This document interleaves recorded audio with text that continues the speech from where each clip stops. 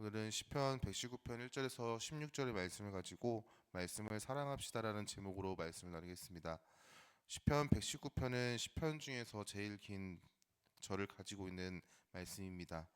시편 119편은 독일어 번역 성경에는 다음과 같은 부제가 달려 있다고 합니다. 하나님의 말씀에 대한 찬양과 사랑 및 그 말씀의 능력과 활용에 관한 그리스도인의 황금 입문서라고 달려 있다고 합니다. 시편 119편을 통해서 성도는 하나님의 말씀을 찬양하고 사랑하며 그 말씀의 능력을 누리며 살아가는 방법에 대해서 배울 수 있다라고 부제가 달린 것이죠. 하나님의 말씀은 성도에게 있어서 매우 중요합니다. 부정할 수 없으며 우리에게 꼭 필요한 것이죠. 하나님의 말씀이 타 종교에서 말하는 신앙의 경건이나 수행을 위한 말씀으로만 끝나지 않고 성도의 삶을 인도하고 문제와 위기 앞에서 격려와 위로 그리고 그것을 이길 수 있는 능력이 됩니다. 그 이유는 하나님께서는 지금도 살아계셔서 하나님의 말씀인 성경을 통해서 우리에게 말씀하고 계시기 때문이죠. 히브리서에서는 하나님의 말씀이 살아 역사한다라고 이렇게 고백합니다. 히브리서 4장 12절 말씀에 하나님의 말씀은 살아있고 활력이 있어 좌우의 날선 어떤 검보다도 예리하여 혼과 영과 및 관절과 골수를 찔러 쪼개기까지 하며 또 마음의 생각과 뜻을 판단하나니라고 말씀합니다. 우리는 이러한 믿음을 가지고 하나님의 말씀을 붙들고 살아갑니다.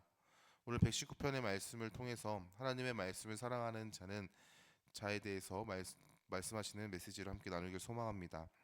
첫 번째, 말씀을 통해서 온전함을 이룬다는 사실입니다.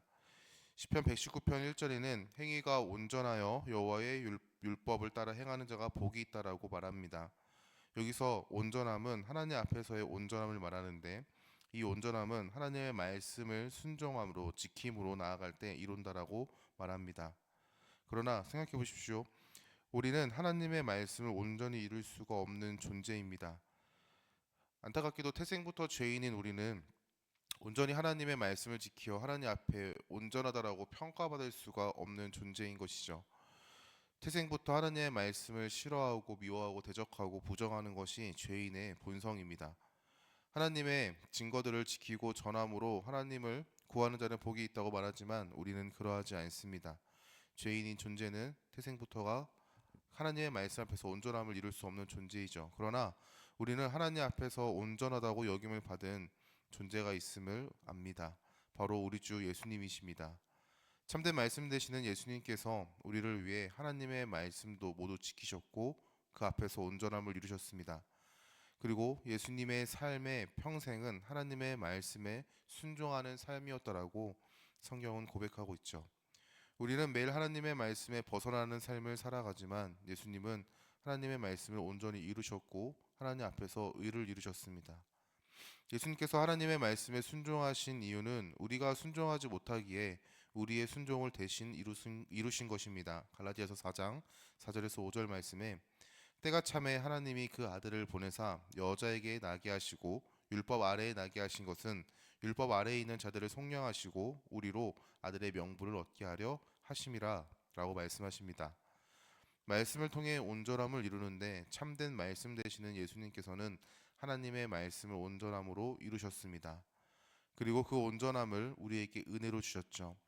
우리가 무엇을 행해서 무엇을 이루었기 때문에 어떠한 조건과 대가를 지불했기 때문에 우리는 그것을 받은 것이 아닙니다.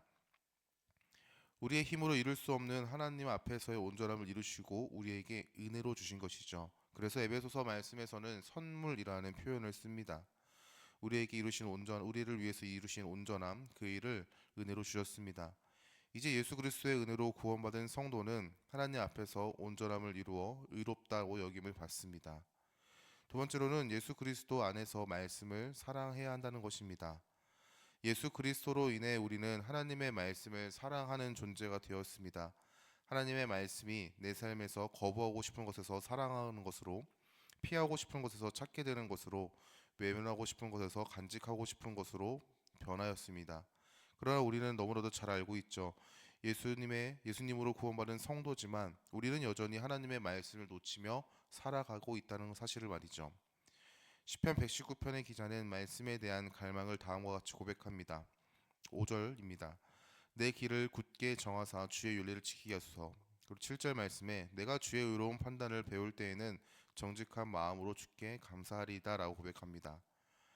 말씀을 향한 갈망이 넘칩니다. 그러나 그 간절한 마음과는 반대로 우리는 너무나도 연약한 존재라는 사실을 어, 직시하게 되는 것이죠. 연약하여 말씀 앞에서 무너지는 모습을 보게 됩니다.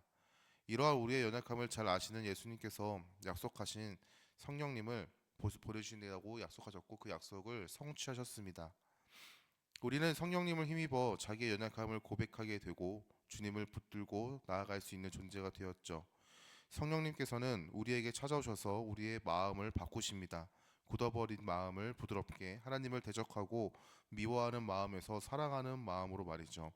에스겔 36장 26절에서 27절 말씀에 또 새 영을 너희 속에 두고 새 마음을 너희에게 주되 너희 육신에서 굳은 마음을 제거하고 부드러운 마음을 줄 것이며 또 내 영을 너희 속에 두어 너희로 내 율례를 행하게 하리니 너희가 내 규례를 지켜 행할지라. 이제 사랑하는 마음으로 하나님의 말씀을 사랑하며 지켜 살아가게 됩니다. 이제 성도는 예수 그리스도 안에서 하나님의 말씀을 사랑합니다. 하나님의 말씀으로 누리는 즐거움을 누리며 살아가는 존재가 된 것이죠. 새로운 존재가 되어 하나님의 말씀을 따라 살아갑니다. 구원은 하나님의 말씀에 순종함으로 받는 것이 아닙니다. 복음도 우리에게 하나님의 말씀을 지켜야 한다라고 말하지 않습니다. 하지만 복음을 아는 성도는 예수 그리스도의 은혜로 구원받은 성도는 하나님의 말씀에 순종함으로 화답합니다. 그 이유는 하나님의 말씀을 사랑하게 되고 즐거워하기 때문이죠. 이제 우리는 내 안에서 내 힘으로 내 능력으로 어떻게 그 말씀을 이룰까라고 고민하며 끙끙대며 살아가는 것이 아니라 복음 안에 허락하신 은혜를 힘입어 주의 말씀을 사랑함으로 은혜로 구원받은 삶의 순종이라는 열매를 맺으며 살아갑니다. 세 번째로는 말씀은 하나님을 향하게 하는 표지판이라는 사실입니다. 구원받은 성도는 하나님의 말씀을 따라 살아갑니다. 하나님의 말씀은 기쁨이요 사랑의 대상이며 감사의 고백입니다. 삶에서 하나님의 말씀은 즐거움이 되고 기쁨이 되는 것이죠. 그리고 하나님의 말씀은 예수님을 바라보게 하는 표지판이 됩니다. 9절 말씀에 청년이 무엇으로 그의 행실을 깨끗하게 하리이까 주의 말씀만 지킬 따름이니이다 라고 얘기합니다. 자기의 행실, 삶을 깨끗하게 하는 방법은 말씀임을 고백합니다. 우리는 하나님의 말씀으로 우리의 삶을 조정한다는 것을 압니다. 그러나 그 방법을 알고 있지만 우리의 삶이 그 삶을 따라가지 못함도 바라보게 되죠. 우리의 연약함을 바라보는 것입니다. 그러나 이제 성도는 자기의 연약함을 바라보며 좌절하고 절망하는 것으로 끝나지 않습니다. 성도라는 새로운 정체성이 예수 그리스도의 은혜로 주어졌다는 것을 믿기에 이제 성도는 자기의 연약함을 바라보며 예수님을 바라봅니다. 나의 부족함을 외면하지 않으시고 품으신 그리고 나를 사랑하시는 예수님을 바라보며 다시 말씀에 순종함으로 기쁨으로 반응하는 것이죠. 말씀은 예수님을 향하게 하는 표지판입니다. 내 부족함을 바라보게 한다면 우리의 시선은 예수님을 바라봐야 합니다. 나의 부족함을 사랑하시는 예수님을 향하여야 하는 것이죠. 나의 연약함을 바라보게 된다면 우리는 예수님을 바라봐야 합니다. 나의 연약함을 위로하시고 새 힘을 주시는 예수님을 향하여야 하는 것이죠. 말씀을 통해서 우리는 예수님을 바라봐야 함을 기억해야 합니다. 그리고 기억하길 소망합니다. 요한복음 5장 39절 말씀에 너희가 성경에서 영생을 얻는 줄 생각하고 성경을 연구하거니와 이 성경이 곧 내게 대하여 증언하는 것이니라. 성경은 예수님을 증언한다라고 고백합니다. 계속해서 예수님을 가리키는 것이죠. 만약 우리가 말씀을 통해서 나를 바라보고 그로 인해서 좌절하고 절망한다면 우리는 하나님의 말씀을 잘못 보고 있는 것입니다. 하나님의 말씀은 예수님을 가리키는 표지판임을 기억하십시오. 그리고 말씀을 따라서 우리의 시선을 하나님께 두기를 소망합니다. 저는 예수님을 믿고 말씀에 순종하며 살아야 한다라는 것을 하나님의 말씀, 교회의 말씀을 통하여 배웠습니다.